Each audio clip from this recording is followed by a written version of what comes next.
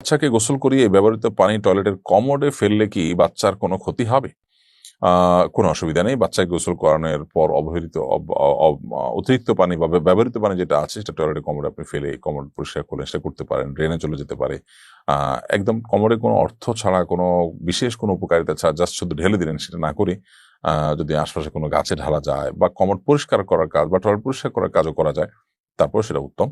খোলাসা কথা হলো, এতে কোনো অসুবিধা নেই, শিশুর কোনো ক্ষতি হবে না। এই প্রতিকূল পরিবেশে কিভাবে ইসলামিক মনোভাব সম্পন্ন একটি কমিউনিটি গড়ে তোলা যেতে পারে? প্রিয় দর্শক, এজন্য আপনার পরিচিত সার্কেলের মধ্যে যারা দিনকে সিরিয়াসলি প্র্যাকটিস করতে চান, তাদেরকে নিয়ে আপনি যদি কোথাও বাসা ভাড়া নেন, একটা বাসায় ওরকম মানুষদেরকে আপনি একত্র করেন, অনবোর্ড করেন, আশপাশে তাদেরকে রাখেন, তাদের সাথে থাকেন, তাহলে ইনশাআল্লাহ এটা আমাদেরকে সাহায্য করতে পারে একটা দিনই অনুকূল পরিবেশে সন্তানদের বড় করবার ক্ষেত্রে।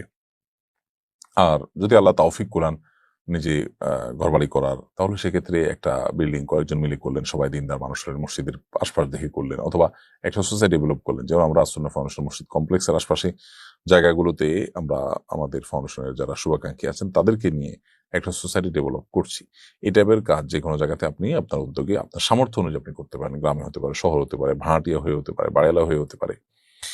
এর পাশাপাশি একটা উদ্যোগ আমরা নিচ্ছি, সেটা হলো আসুন্নাহ ফাউন্ডেশনের একটা বড় শেড তৈরি হচ্ছে।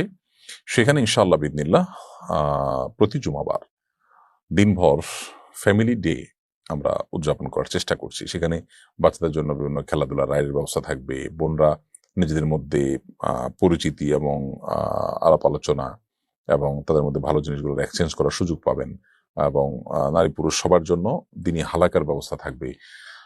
তো এই আয়োজনটা বিনোদন এবং দিনী চেতনা বৃদ্ধি নিজেদের মধ্যে, সেজন্য আমরা করব ইনশাআল্লাহ তাআলা। এটা নিয়ে আমাদের ব্যাপক পরিকল্পনা আছে। আশা করি এটা আপনাদের কিছুটা হলেও এই চাহিদা পূরণ করবে।